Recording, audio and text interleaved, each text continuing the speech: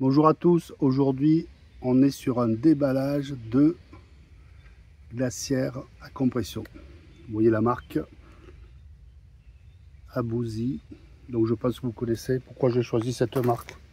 Il n'y a qu'une seule raison, c'est parce que je voulais une glacière qui fasse pas plus de 60 cm de long.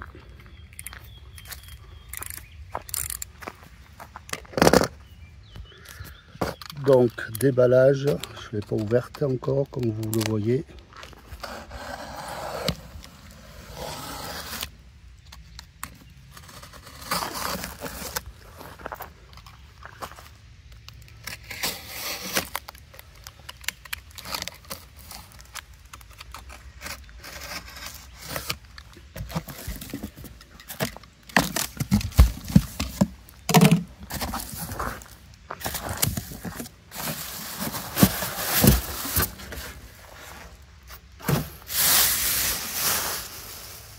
Voilà l'objet.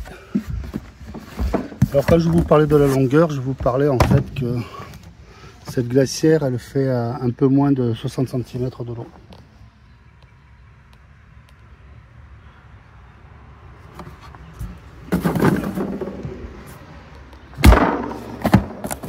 Alors c'est une glacière de 40 litres pour l'alimentation. On va se servir de l'EcoFlow.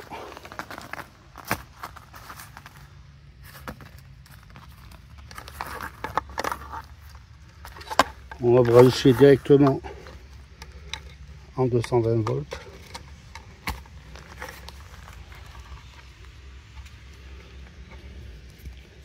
Des fois, j'ai envie de tenir le téléphone entre mes dents pour pouvoir faire les choses.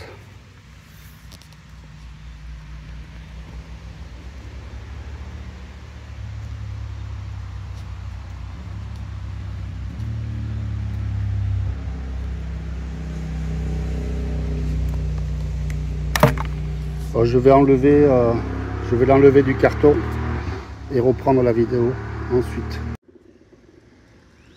Donc je viens de la mettre en route, j'enlève le plastique.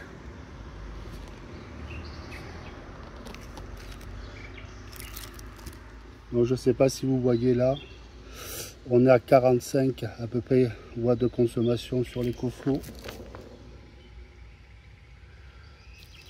Ça baisse un peu, 38.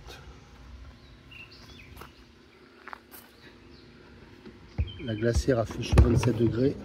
Alors ce qu'il y a de bien à cette glacière, c'est qu'on peut, mettre indifféremment la porte de ce côté ou de ce côté. Il y a un panier. Par contre, il y a quelque chose qui n'est pas vraiment bien, c'est qu'il n'y a pas de bouchon de vidange au-dessous. Parce que ça, c'est pratique quand on nettoie. Mais l'idée du panier, c'est pas mal.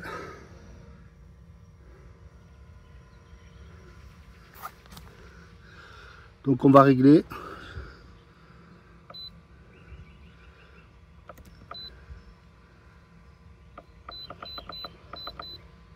Alors moi j'ai pas besoin de... Alors cette glacière, comme toutes les glacières à compression, va de moins 20 à plus 20. Bon, on va mettre 4. Là vous voyez, il y a le verrouillage, ça c'est pas mal quand même. Voyez. Elle est suffisamment solide pour pouvoir s'asseoir dessus. Je vais chercher une bouteille d'eau et je reviens. Alors je suis revenu, non pas avec une bouteille d'eau, mais avec un pack entier. Vous voyez, il y a un pack entier de bouteilles d'1,5 litre, c'est des bouteilles d'1,5 litre qui rentrent dans la glacière. C'est même dans ce sens. C'est quand même pas mal. Alors je vous rappelle, c'est une 40 litres.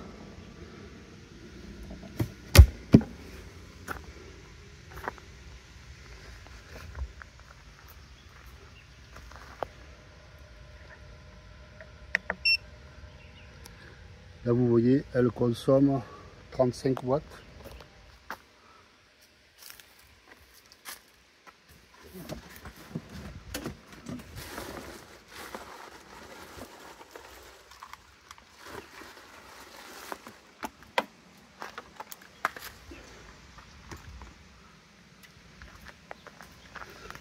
Je voulais essayer d'y mettre un thermomètre à l'intérieur, mais du coup ça va pas être bien étanche, je pense. aussi apparemment, ça n'a pas l'air de gêner. Donc voilà, à l'intérieur il fait 26,4 degrés. Là l'indicateur nous affiche 29.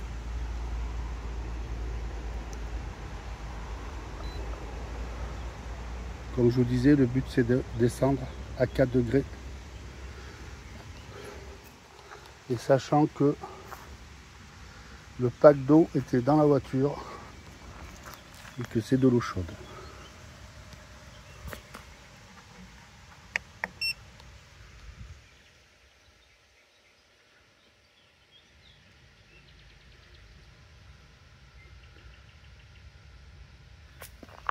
J'essaye, enfin moi je vois la consommation, mais j'essaie de vous faire voir la consommation. Là on est à 37 watts. Voilà, je vous reprends quand la température a commencé à baisser. Alors je reprends la vidéo juste pour vous montrer que là on est passé à 60 watts. Consommation de 60 watts, on a perdu 2 degrés sur la glacière.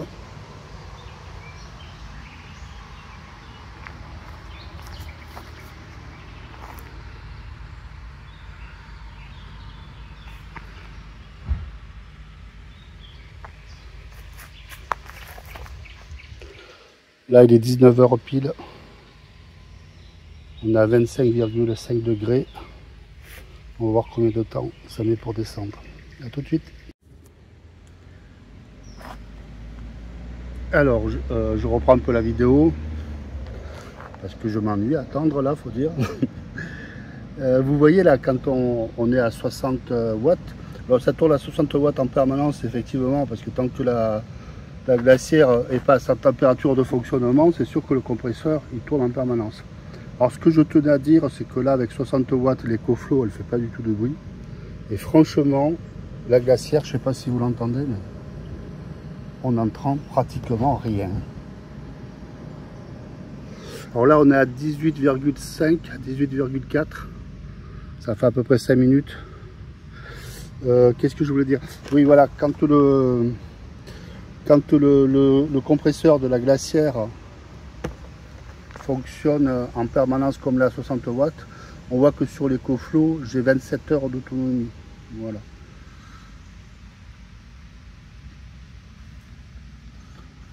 Alors ça change, je ne sais pas si vous avez vu l'autre fois là, avec des panneaux solaires. J'ai des panneaux solaires de 220 watts. Donc je pense charger suffisamment la batterie. En fait les panneaux solaires, à part charger les téléphones, charger l'ordinateur portable, les panneaux solaires vont servir qu'à charger cet EcoFlow, et l'EcoFlow juste à faire tourner cette glacière. Donc du coup si j'arrive à charger suffisamment une paire d'heures la journée, je pense que je suis autonome sans problème. On est à 17,2, 17.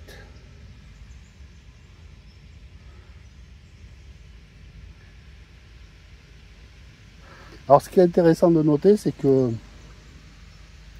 l'afficheur lui il indique 21 degrés, mais mon thermomètre il descend quand même beaucoup plus vite. On voit la tension qui est consommée, c'est 14,2 volts.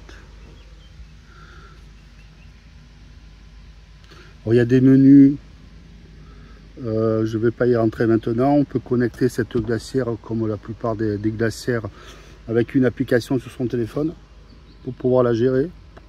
Moi la gestion d'une glacière c'est qu'elle fasse du froid et c'est à peu près tout, hein. Du moment qu'elle est à 4, 5, 6 degrés, c'est tout ce qu'il me faut pour une glacière. Donc les paramètres, j'y toucherai peut-être jamais.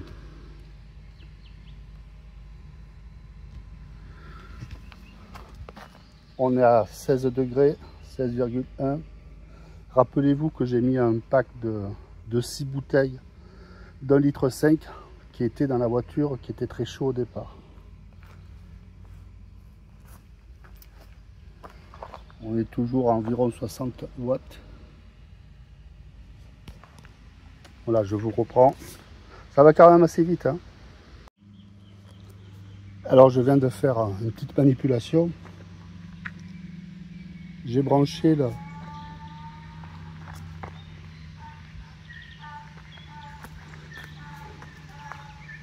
En fait, il y a 2 ânes ici. Vous l'entendez le deuxième? Alors, j'ai fait une petite manipulation pour voir, et j'ai bien fait de regarder. Je m'en doutais un peu, mais... Donc là, j'ai plutôt que de brancher en 220 volts derrière l'écoflow, avec le transformateur, j'ai branché directement sur la prise allume-cigare en 12 volts. Donc ça me sort 12 volts, vous voyez là. Enfin, ça consomme 12 volts. Par contre, nous, on n'a plus que 30 watts, 38 de consommation sur l'écoflow. C'est-à-dire que ce transformateur-là, il prend le double de puissance, il prend 30 watts. Voilà. Rien que pour transformer le courant de 220 en 12, il prend 30 watts. Donc, vous avez compris que si vous avez une batterie autonome comme ça, nomade, ben, il faut la brancher en 12 volts, la glacière, et surtout pas la brancher avec l'adaptateur de 120 volts. Vous vous rendez compte? Vous voyez, on est à 32, 34, 35 watts. Alors que tout à l'heure on était à 60 watts. En branchant sur la prise allume-cigare, vous doublez l'autonomie de votre EcoFlow en fin de compte. Là mon thermomètre il indique 9,9 degrés. Après ce que je comprends pas bien, c'est que l'indicateur de la glacière, il devrait être optimiste, indiquer une température plus froide. Il fait l'inverse en fait. Il indique 16 degrés. On attend que ça descende encore et après on teste la température des bouteilles à l'intérieur. Alors qu'est-ce que je pourrais dire en attendant d'être à la température voulue? Là vous voyez on est à 8,3. C'est que je la trouve très jolie cette glacière. Ces couleurs là, elles sont vraiment parfaites. C'est assez discret. Après, le bruit, franchement, je suis impressionné. On l'entend pratiquement pas du tout. Donc ça, c'est une bonne surprise. Autre bonne surprise, c'est vraiment costaud. Même moi, avec ma corpulence, je peux m'asseoir dessus vraiment sans problème. Ça, c'est plutôt un bon point. Ça fait donc un siège d'appoint. Après, c'est sa consommation. Quand on se branche sur une prise allume-cigare, elle consomme, là on est à 45 watts.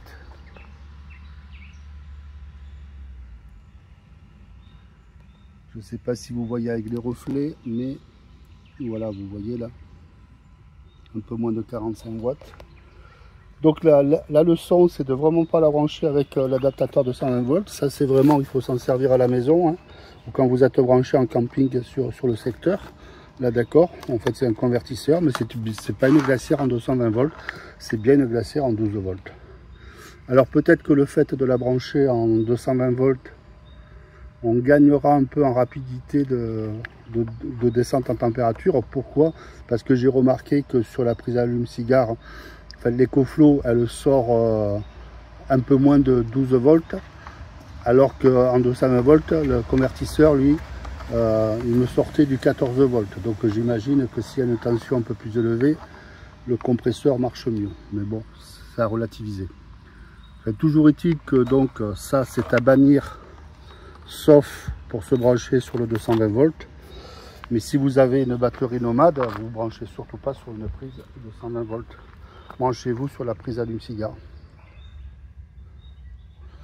On est à 7,4 degrés. Donc je vous montre l'ensemble là. Bon, le tapis, j'ai pas fait exprès, hein, c'est la bonne couleur aussi. On dirait que tout est assorti. Mais c'est pas le cas, c'est un hasard en fait.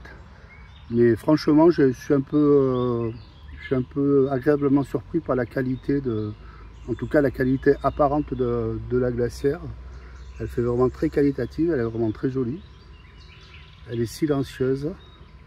Alors j'ai pris une 40 litres en fait. Je ne sais pas si vous faites comme moi si vous avez fait comme moi quand vous allez chercher une glacière, c'est que on s'aperçoit que pour le même modèle, la capacité elle va se jouer surtout sur la hauteur.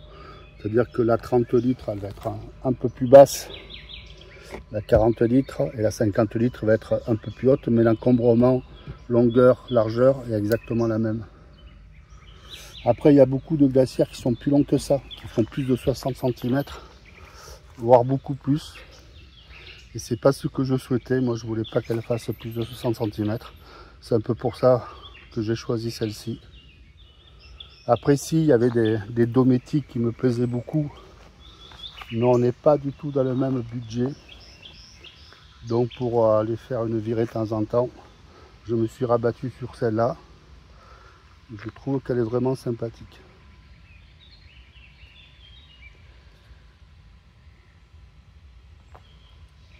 Allez, on attend encore un peu et je reprends la vidéo. Alors comme vous pouvez le constater sur mon thermomètre, là sur la sonde du thermomètre, on a 3,7 degrés. Moi j'ai réglé le frigo pour qu'il descende à 4 degrés. Sauf que la sonde du frigo m'annonce 11 degrés, donc il ne coupe pas. Comme vous pouvez le voir, il ne coupe pas. Après, quelle sonde dit la vérité, je ne sais pas trop. Je vais juste l'ouvrir pour voir.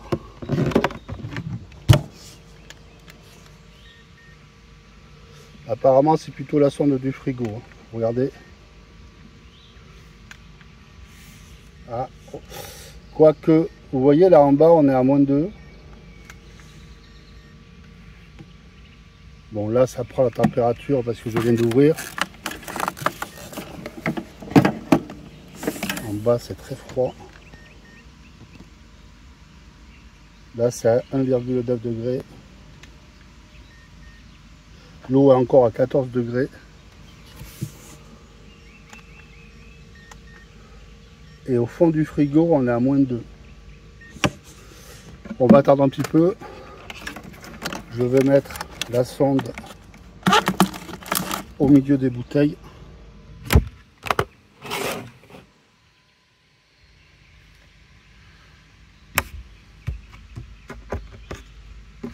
Ah, je vais en profiter pour regarder.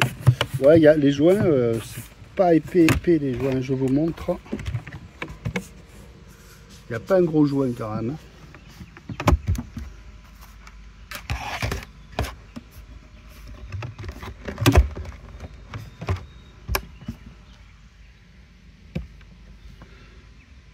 Bon, ça remonte vite en température, vous voyez. Donc on va attendre encore un peu. En fait, ma façon de faire met en évidence plein de choses. Donc vous voyez, bon, vous avez compris pour l'histoire de l'alimentation, il vaut mieux l'alimenter en 12 volts direct. Ça évite les pertes de transformation du courant. Après, question contenu de la glacière, bien évidemment, il vaut mieux mettre des choses fraîches à l'intérieur. Moi, vous avez vu, j'ai mis un pack d'eau de 6 bouteilles d'1,5 litre qui étaient dans la voiture. Alors vous imaginez la température qu'elles étaient. Et là, ce qu'on constate, c'est que j'ai mis la sonde du thermomètre entre les bouteilles. Et vous voyez, là, on est à 19,5. Et qu'est-ce que ça veut dire? Ça veut dire que ça, c'est l'inertie thermique en fait des bouteilles. C'est-à-dire que c'est les bouteilles qui font résistance à la baisse de température dans la glacière. On a donc -2 tout au fond. Et au milieu des bouteilles, vous voyez la température qu'on a. Pourquoi? Parce que les bouteilles, elles, il faut refroidir cette masse liquide qui, semble-t-il, est beaucoup plus longue à refroidir que de l'air.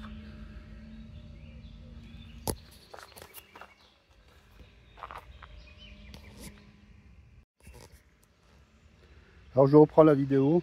On a 45 minutes quand même. Ça fait 47 minutes que j'ai mis en route la glacière.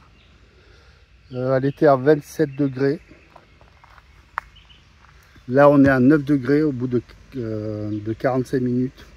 Et là, elle a du mal à descendre. Alors, je vous explique pourquoi. C'est que habituellement, les tests qu'on peut voir sur Internet, ils mettent la glacière en route. Ils regardent l'afficheur. Ils voient l'afficheur. Ils disent c'est bon. Mais en fait, ce qu'ils ont fait, ils ont refroidi juste de l'air. Il n'y a pas d'inertie thermique du tout, puisqu'il n'y a pas de produits dedans qui sont en température ambiante. Là, c'est ce qu'on a fait par contre, c'est que j'ai mis un pack d'eau, un pack de 6 bouteilles de 1,5 litre qui était à température ambiante dans la voiture. Donc elle devait être quand même relativement chaude. Et c'est ce qui se passe là, c'est qu'en fait, là j'ai mis vous voyez la sonde du thermomètre, je l'ai mis dans les bouteilles. Pas dans l'eau, mais au milieu du pack. La sonde est au milieu du pack.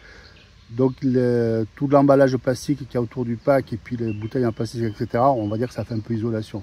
Et là on voit bien que ça a du mal à descendre, en fin de compte. Ça explique bien pourquoi il ne faut jamais mettre du chaud dans un frigidaire, parce que le compresseur il va tourner pour arriver à faire descendre la température du produit qu'il y a à l'intérieur. Ça va avoir plus tendance à réchauffer l'enceinte que d'être refroidi. Donc voilà, c'est ce qui se passe là. On est à 19,3 degrés, c'est l'intérieur des bouteilles. Si je mets la sonde juste à côté, on sera beaucoup plus froid. Et puis tout à l'heure, on a pu le mesurer, même en bas, on est à moins 2 degrés sur carrément le bas de la glacière.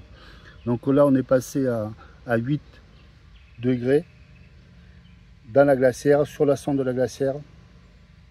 Je vais attendre 1 heure, pas plus. Je rouvre pas la glacière parce que je l'ai quand même ouverte quelques fois, la glacière, peut-être 4-5 fois. Là, je la laisse encore 10 minutes et on regarde où on en est. Alors là, je reprends en voix off parce que lorsque j'ai voulu appuyer sur le téléphone pour redémarrer la vidéo, j'ai appuyé sur vidéo accélérée, donc du coup, la vidéo est accélérée, il n'y a pas de son. Donc là, on passe 10 minutes après, on est à 18,3 degrés, on a perdu un seul degré. Ce qui est vraiment pas beaucoup en 10 minutes. Là, je prends la décision de sortir le pack d'eau, celui qui fait énormément d'inertie thermique. Et là, vraiment quelques secondes après, enfin 1 minute après peut-être, on a 12,7. Et ensuite, ça continue à descendre à 2,6 degrés, mais en vraiment très peu de temps. Et ensuite, là, vous voyez, on est à moins 0,8. Et là, je décide d'interrompre la vidéo. Et on est à moins 2,5. Tout ça pour dire qu'il faut faire vraiment attention aux tests sur Internet. C'est sûr que si on teste une glacière avec rien dedans, la température va vite baisser. En réalité, ça se passe comme ça, pas comme ça, c'est comme... donc oui, voilà, ça veut simplement dire que c'est pas magique. Ces glacières ne sont pas magiques, c'est comme un frigo à la maison. C'est-à-dire, si vous mettez plein de produits dedans, des produits à 30 degrés, et que vous essayez de descendre votre frigo à 4 degrés, alors qu'il était à température ambiante lui aussi, ça fera la même chose. Voilà. Là, ça a l'air magique, on met la vidéo, on regarde la température sur l'afficheur, etc., ça descend super vite. Ouais, bien sûr, évidemment. Mais faites attention, dans la réalité, c'est pas comme ça. Donc, remplissez pas à bloc votre glacière de produits à 30 degrés en espérant qu'ils vont vite descendre en quelques minutes à 4 degrés. C'est pas comme ça que ça va se passer. Donc, premier conseil, achetez des produits frais qui sont déjà frais dans les frigos, dans les supermarchés, y compris les boissons. On trouve donc des frigos dans les supermarchés où il y a les boissons. Comme ça, vous mettez déjà du frais dans la glacière. Ça évitera de la réchauffer, de réchauffer les produits qu'il y a déjà dedans. Merci d'avoir regardé cette vidéo. À bientôt.